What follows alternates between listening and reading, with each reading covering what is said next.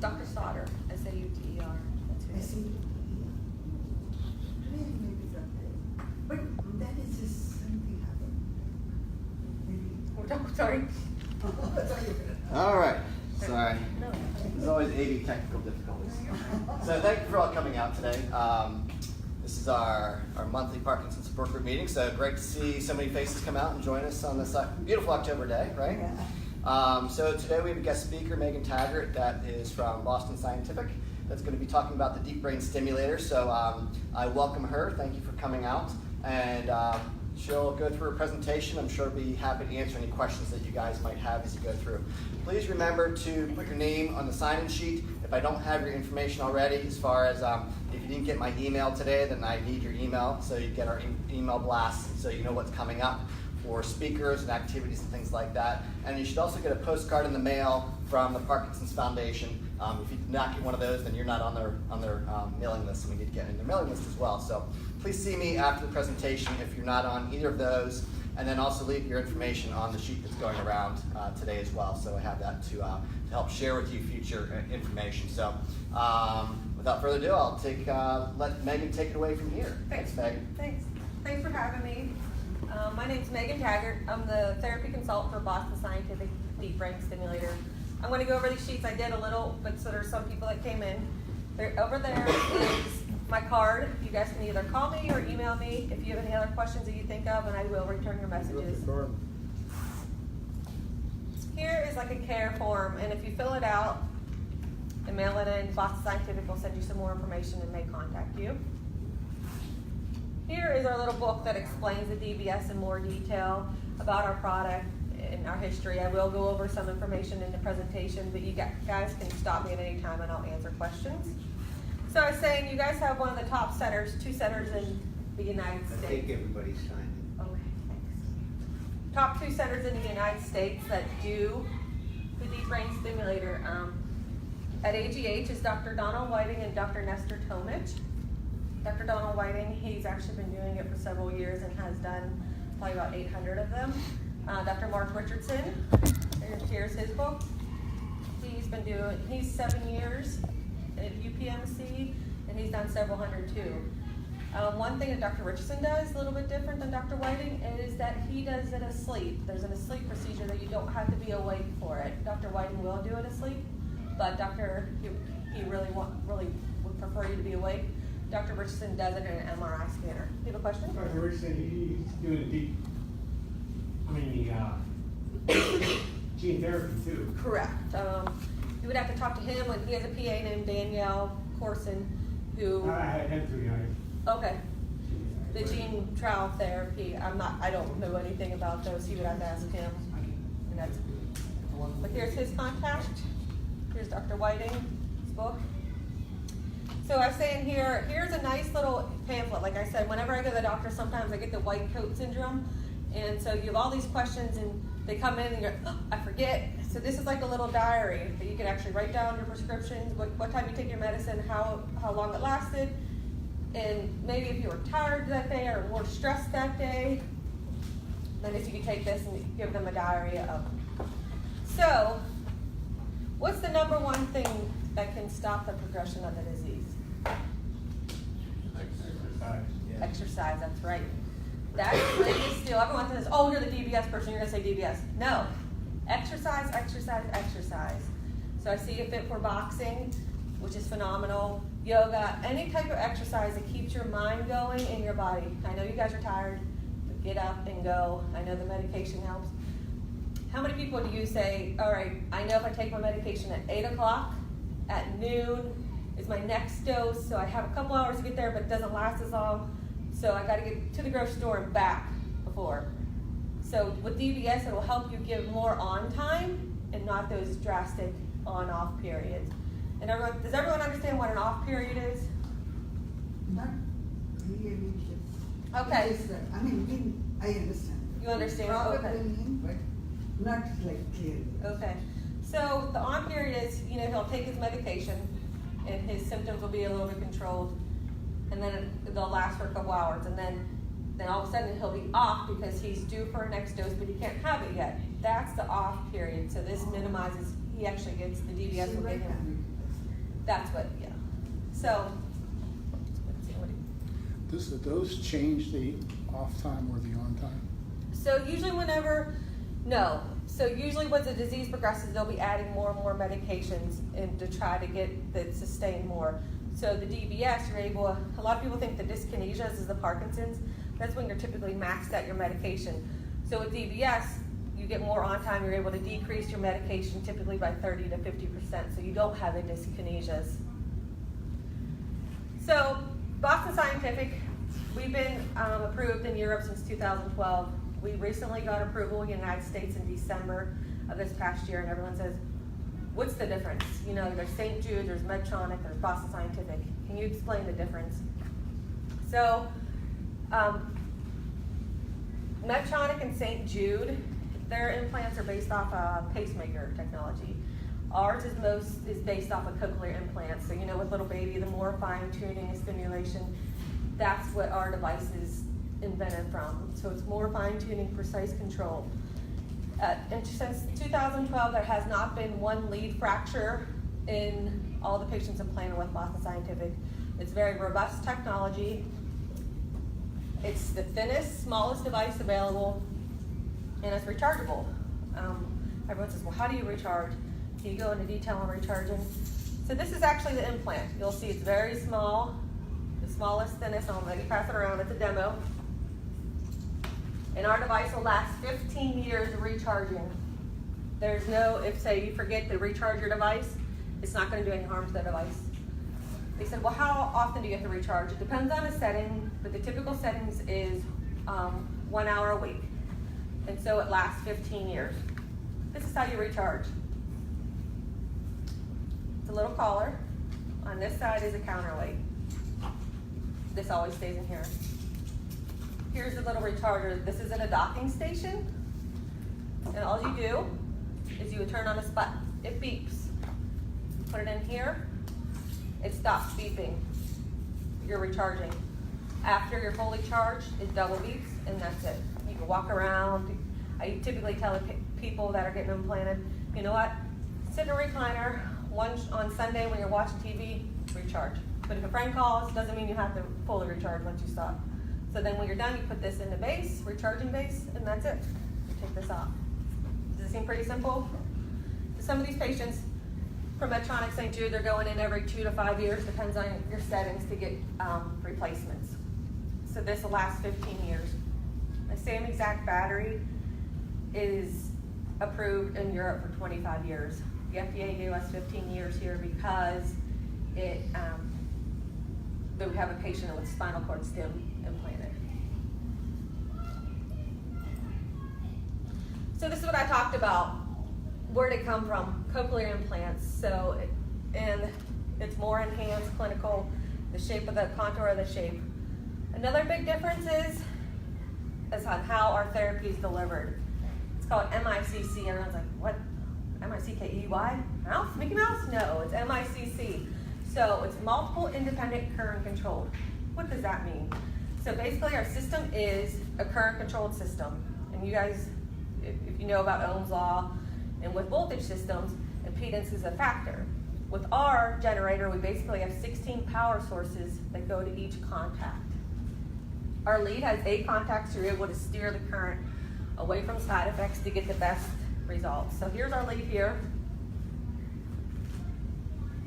So each, like I said, each contact has its own power source, so it takes impedance factors out, and they're able to steer the current away from side effects, best result. And like there, you'll see a video. You can actually see the shape of it, and it's like a Kong shape. Not everyone needs that, but it is. So the target that these surgeons are going to is about the size of an almond. They're a millimeter to accuracy on where the results are. So this is what I was talking about, lead fractures. You can see our device here. We do a multi-lumen. Each of our contacts has 19 fiber cables, so you basically have 19 ropes to pull out versus your Medtronic has 1. So you would not have any issues with lead breaks, impedance values.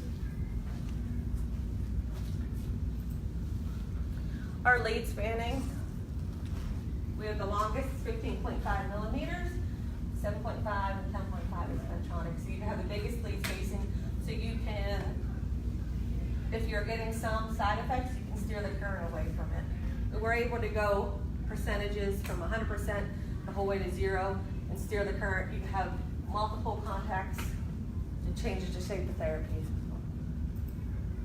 This is what I say, and you can see. You can see how they're going in increments, percentages, and how they're steering the current.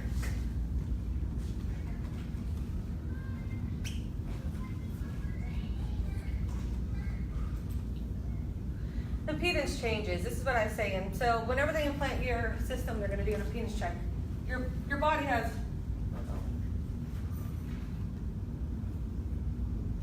Uh-oh. What the heck happened? Who's speaking that?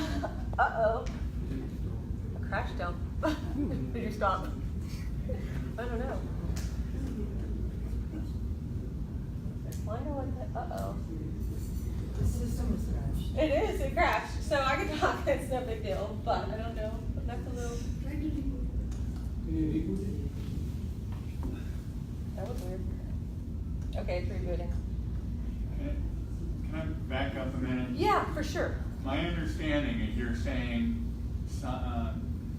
surgically something is implanted within us, and then leads go up to the brain, to different parts of the brain, and those leads can help the symptoms of the disease to be less. Yeah, so basically there's a stage 1 and stage 2 of the procedure.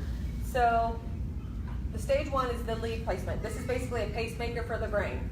So stage 1 is the lead placement. So what you'll do before you go and see the surgeons, you'll go in to see if you're a candidate. They're not going to implant you just because you go and see them.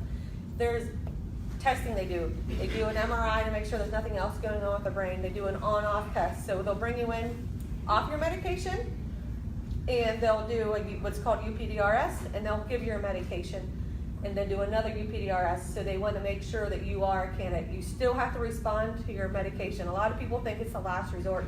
It's not. The studies are showing patients that are diagnosed within 7 years are actually a better candidate. So it's not the last resort. And they do a neuropsych evaluation. You can't have moderate to severe dementia. So they say that's the hardest part. It takes maybe 2 hours to 3 hours. You do a neuropsych evaluation. It's like memory. And then they bring you back in and go over all your results. They'll tell you whenever you go see them, you're too early or you're too late. I've been in clinic with both Dr. Richardson and Dr. Whiting and Tomich, and they both said to patients, you know what, you're too early, come see me in a year, or you're too late. Mm-hmm. Oh, okay, I thought you were. You said that this kind was a cochlear and Technology. the other two are what? They're based off of pacemaker technology. Sorry, technical. When you go into, when you meet with a surgeon, can you specify why one Boston Scientific? You can. There is people saying, oh, are they implanting at Pittsburgh?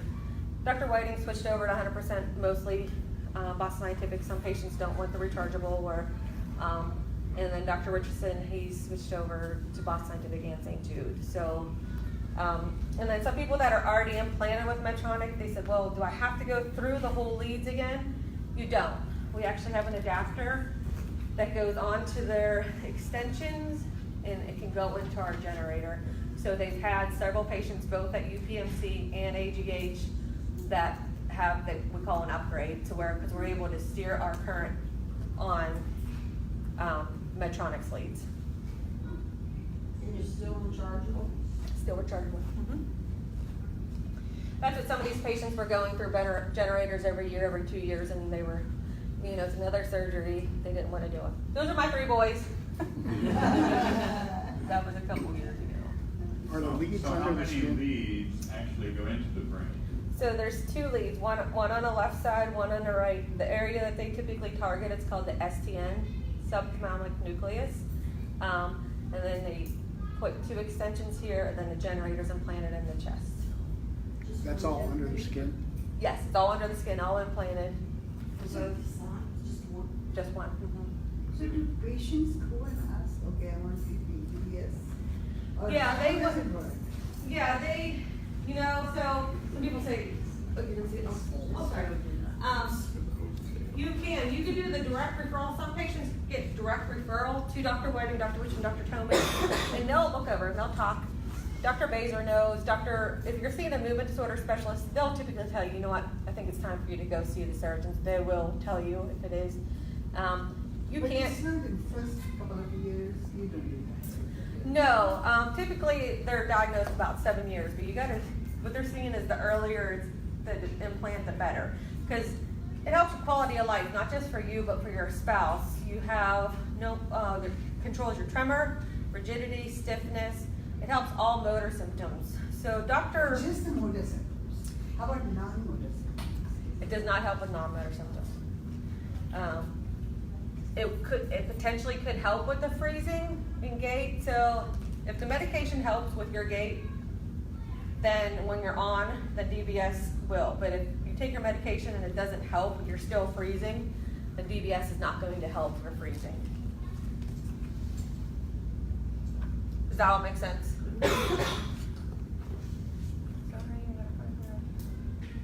I can't believe that did that. At least it came back up, right?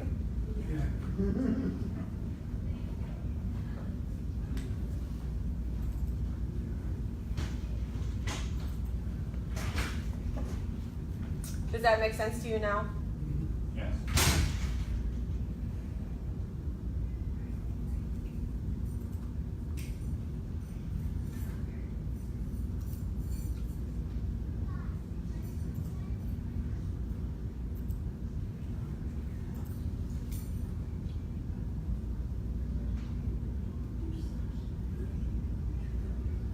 Okay. We're back.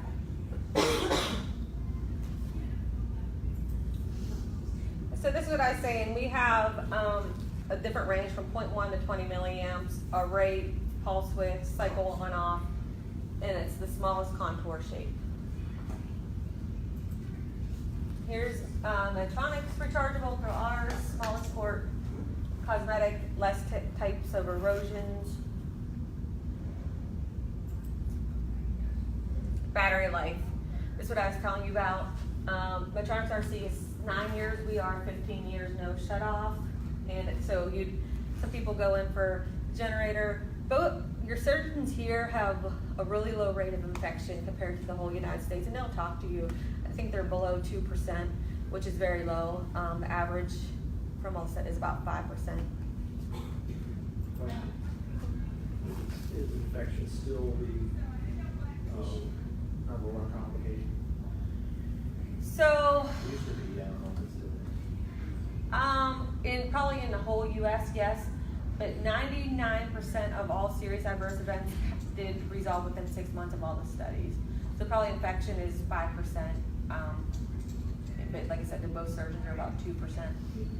And I always say, if you are going to go see Dr. Whiting or Dr. Richardson, and you do want to talk to a patient that has it done, they have patient ambassadors.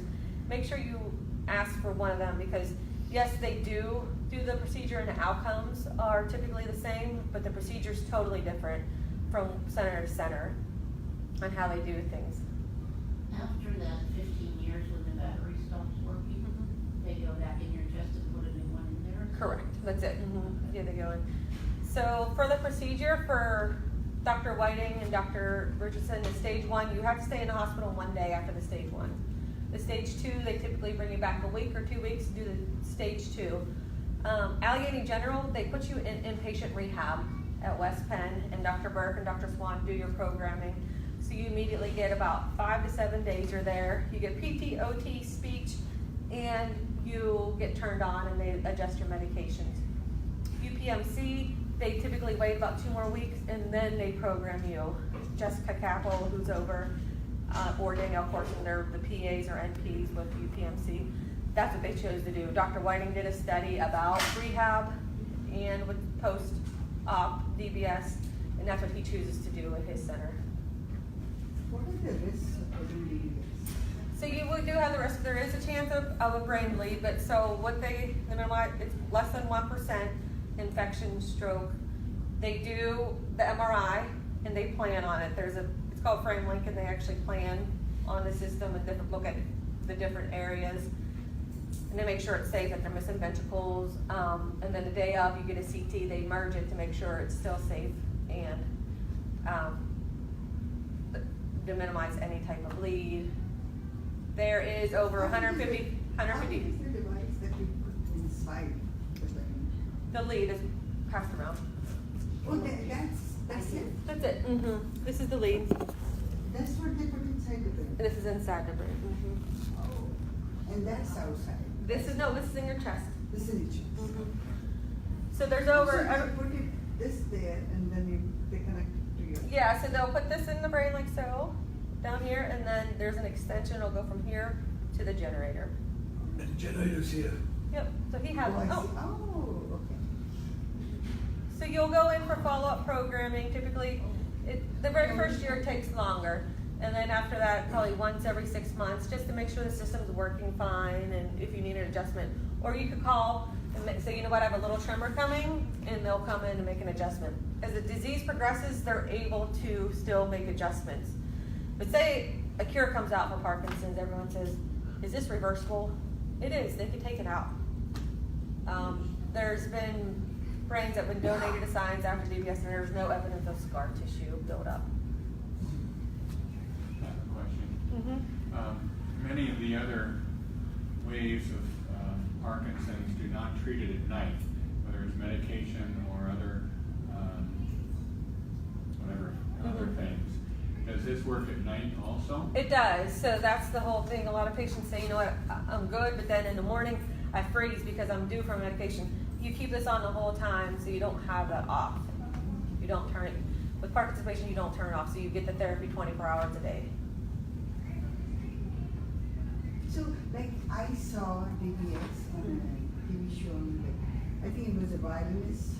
Yeah. So he showed, like, how it affects, like, when you turn it off, then it's tremor events and then it turns off. So why would anybody turn it off? Why would you turn it off? What is the reason? So some essential tremor patients turn it off at night. Essential tremor patients, when they sleep, they don't have tremor. Parkinson patients, you want to leave it on. He was just turning it off to show you the benefit. The benefit? Yeah, You that's saw all. it? Oh, Yeah, I that's see. all. Yeah. Oh. So essential, it helps with essential tremor.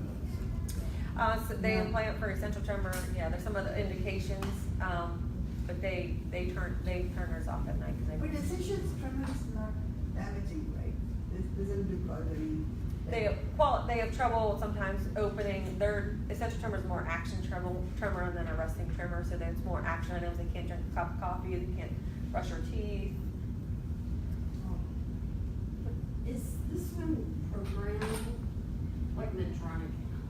Patient programmable. Yeah. Yeah. Oh, it is. Yeah, so there is a patient program. You know, typically when you're implanted, they only give you one. They don't want the patient doing it, but they can give you going up or down. There's 4 different programs they can put on there. Yes, it is.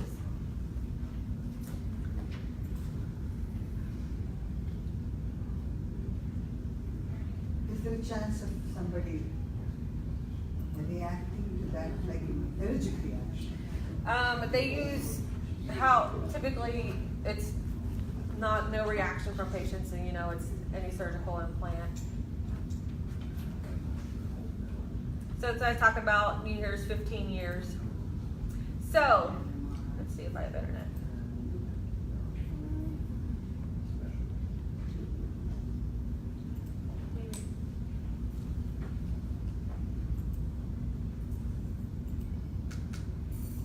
All right, hold on a second. Let me just copy this up.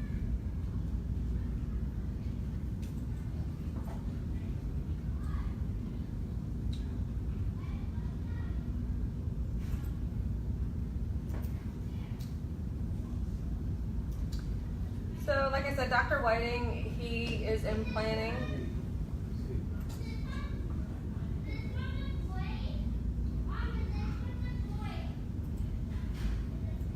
Boston Scientific, and he was part of the study whenever it first was out.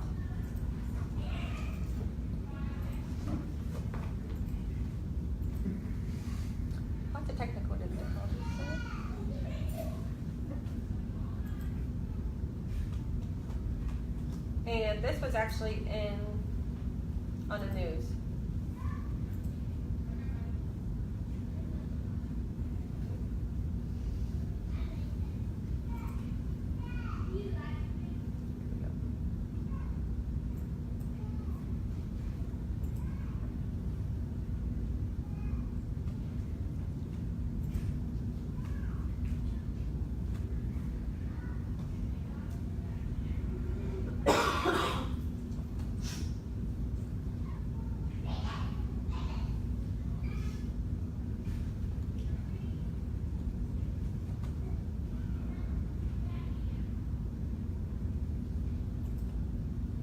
Maybe.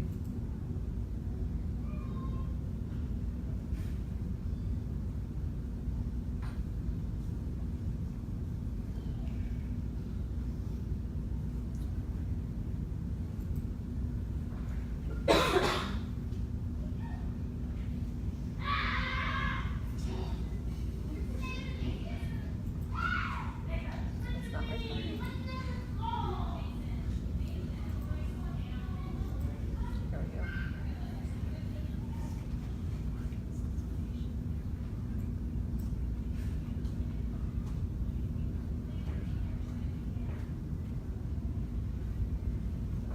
Volume.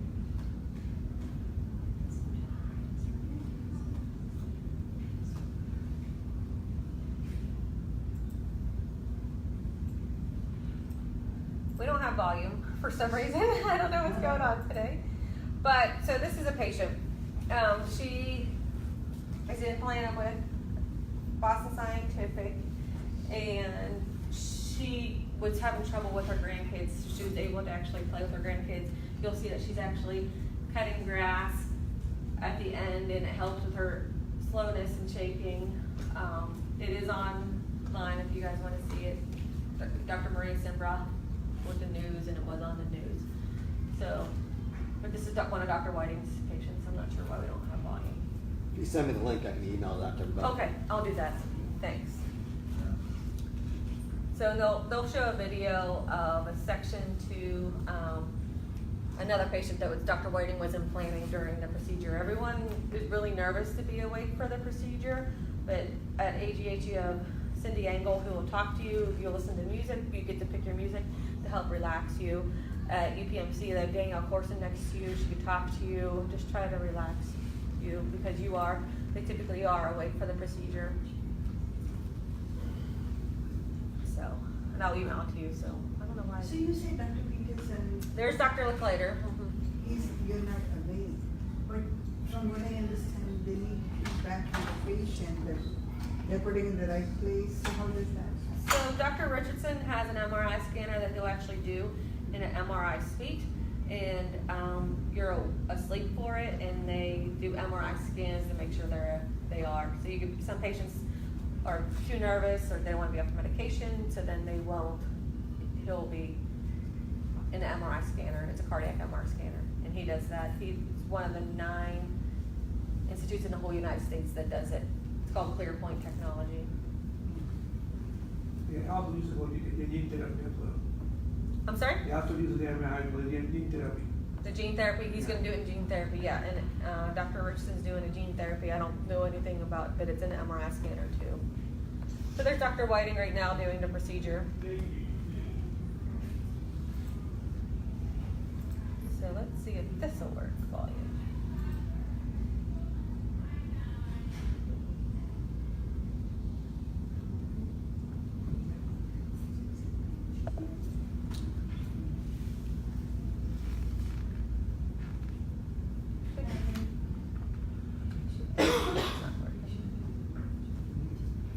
Has to have it checked every 5 months. Oh. But she no longer has periods where she can't move. As a treatment, it has her back to her old self.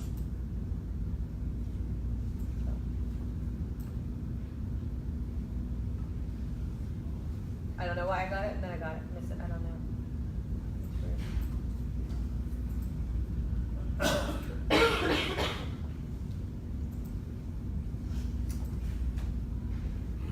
So these are some of the risks that could have, but I'll send a link to Dale and he can send it out for the Is there any other questions that you guys have for me? Mm-hmm. As far as the, battery in the device in your chest, Mm-hmm. that after 15 years, is there any problem with the leads? Do they just stay in there? The leads just stay in there. They don't ever need replaced? They typically don't. I'm not gonna say, like, there hasn't been any issues with our leads, but sometimes with car accidents, falls could cause, but typically the leads do not need replaced. It's typically the generators. Is this covered by Medicare or? It's covered by all insurance companies. You're gonna have your copay and co-insurance. So one big thing here is obviously both neurosurgeons take Medicare patients, but you gotta look on, if you have Highmark, UPMC. If you have Highmark, you have to go to Dr. Donald Whiting. If you have UPMC, you have to go to Dr. Richardson. You know it, with everything, the turmoil going on. But if you have Aetna, or you can go to either of them. I'm sure that these guys I talked with didn't have your product in them, but one guy had issues with his speech, almost sounded like he was drunk afterwards. Another guy had trouble walking afterwards. What percentage of people have issues like that? So that's what, with our devices, they're able to steer the current by fractionalization to minimize the side effects, so you wouldn't have there's more options for them. Like they could put 85% current on this contact and 15% here. They're actually able to steer the shape. So that's what the difference is for those. They go. You might have said this before, but do the patients require a regular check, like with pacemakers, they come in every 6 months? So that's what in the beginning you'll go a little bit more frequent, and then every 6 months to every year.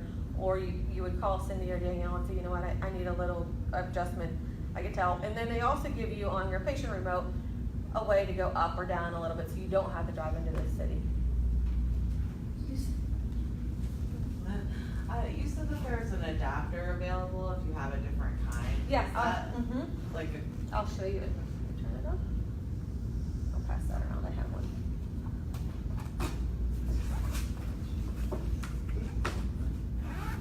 And all the surgeons have done it already, so it's not like it's. And we have a letter saying it is.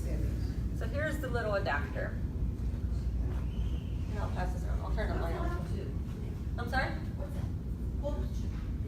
So you have the extensions, so you'll go to the extension and then they'll just put it in the generator. So if some patients have two, they'll just tunnel across the chest with this adapter and put it here, and you can't see it. So then you only have to recharge one. Is there normally like a waiting period before you could have one of these implanted? Like does the doctor have to exhaust all? It's not last resort, but the process takes about 3 months. Just because you go and see him, you're not going to be implanted right away. There is a process, like I said, but it's not the last resort. People think it's the last resort, and it's not, because it helps with your quality of living, your 8% chance of tremors, your gait, your decrease in medication, the quality of life that you gain back, not just for you, but for your caregiver. Is there a honeymoon time? So as you, typically, yeah, so there is a stage 1, and there is, like they call it, a little lesion and a little bit of swelling in the brain. They call that the honeymoon period. It may last a week to 2 weeks, and then you'll get the extensions and generator. Typically, they can program to where you're almost there. But we've heard several patients get the honeymoon. As the disease progresses, they are going to have to make adjustments on your settings. Yeah, Alice was implanted and then they turned it on later. Yeah. But right after the surgery, as soon as she was up and around, her symptoms improved, which was what they call The honeymoon. But then they went away within Because 2 weeks. because the swelling goes down, and that's what. But everyone does say there's a honeymoon period. Do not take yourself off medication. Patients do that all the time because they say, "Oh, they feel so good." Listen to your doctor, please. It's not good just to take yourself completely off your medications. Yeah. Does your device have a mute button like the front? He's teasing. Now, do you wanna share, I mean, do you care if people ask any questions? I mean, if whoever's implanted, I mean, do you, I can give the caregiver perspective as well. so, yeah. You said there are two places, two centers. Where's the other one? UPMC, Presbyterian, and Allegheny Health, Allegheny Oh, so General. both are here. Yeah, both are in Pittsburgh. Oh, I thought you were talking about all over the country. No. 2 centers are in Pittsburgh that do it. Is it compatible with MRIs or no MRIs? So our leads are compatible with MRIs. We do have a generator coming out, the next gen that will be MRI compatible, and they'll give you a warranty. It's 7 years on our generator, so if you do get implanted with us, because we know that the benefit of MRIs, they will replace your generator at no cost, whenever the next gen comes. Our battery is 15-year warranty. It's guaranteed for 15 years, which is huge. You only have one implant in the brain though, right? 2 leads, 2 leads. 2 leads, one on the left side and one on the right. A lot of people don't realize the left side of the brain controls the right hand and vice versa. The right controls the left, so it crosses. Where do they go? They The merge- brain is, No, do they merge before they go? so over here, they'll come down the neck. So they'll put both leads to here and tuck them in, and then they'll put 2 extensions. And you can decide what side. Like some people, they'll say, you know what, I want it on the left side and one on the right side. Some hunters, the kickback of the gun, different variabilities. Any other questions? Great questions. How many have you done? In Pittsburgh, of the Boston Scientific, we just launched in December. We started implanting in March just because of the hospitals, they call back committees. So, probably 30. These surgeons are specialized, so I typically have 2 to 3 surgeries a week with the surgeons.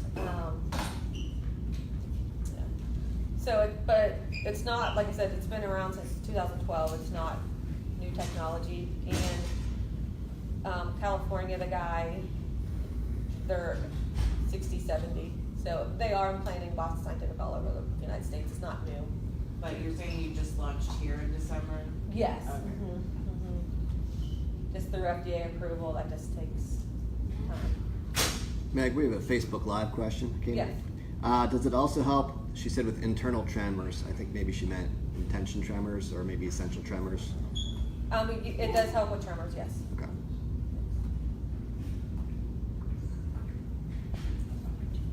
Any other questions? Go. Did you say both leads merge before they go in the generator? Yep. So they'll go down to and then they'll go right into here. There's 2 ports. Right here. Are there any precautions about what you can do with your head when you have those? So I tell, the surgeons will tell you, some people are like, okay, I'm not gonna move, and that's actually worse. You wanna keep moving because, the scar tissue will build up and then you'll try to move. So there's no precautions. I mean, there's heavy lifting. You're gonna watch heavy lifting right after surgery. No driving right after surgery, but, I mean, you can go back to living your normal lifestyle, correct? Yeah. You left us hanging when you were talking about the mute button or something. Oh, he was just teasing. I asked her if you could put in a mute button. And she gave me an old TV labeled it all that. So when you said it doesn't help with freezing the food, if the medication doesn't help? So that's what, you have to have expectations. I mean, if you take your medication and you're still freezing immediately after, it's not gonna help with the freezing.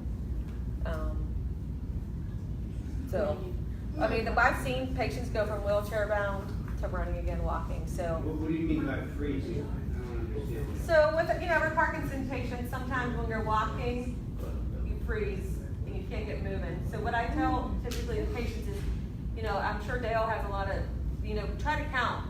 Like do 100 minus 8 to get your mind going again and think about it, because the shuffling gait or freezing, especially in doorways, I know people have a lot of trouble. That's what right. Yes. I'm sure Dale has a lot more.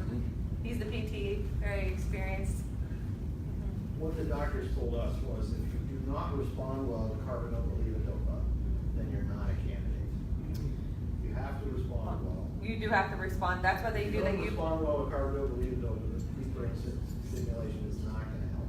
And they're not gonna implant you unless, there is some patients that can't take medication at all for side effects, and they will do a whole exam, like tremors, and see if your rigidity, and they see if they can, but that is one of the key markers is a response, and that's why they do the UPDRS score, they can see the comparison. That's why they do that on-off test.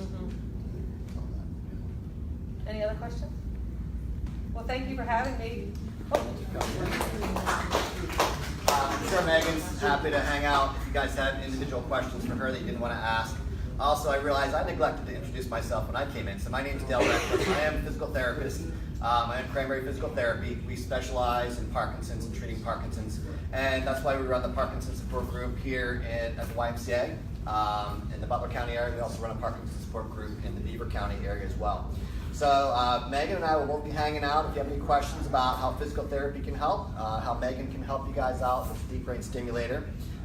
Next month we have someone come in and speak on LSVT Loud, which is a specific protocol for helping with your speech, which sometimes is affected by Parkinson's. So that'll be next month's talk. And I know there's some new faces here that I haven't seen before, so make sure if you're not on our mailing list, you get on it. So we can communicate with you upcoming events and activities. And we also have some handouts over the side there, as well as some refreshments if you want to hang out. And I think there are 2 people that have had DBS experience, at least here, that are happy to talk with others individually. If you guys can just raise your hands so we can kind of just get a look around. So if you want to touch base with any of these individuals, I'm sure they'd be happy to talk to you about their experience from a patient perspective and as well as a caregiver perspective as well. I think that's very helpful. So we still have about a half hour left in this room, so take the time. This is a great time to interact and talk to some of the people that have had the experience with the Deep Brain Stimulator and can tell you about their personal experience as well. And then Megan and I will both be hanging out as well. And thank you guys for all coming out today. It's a great group, so thanks. After it wears out, after 15 years, you just replace the generator?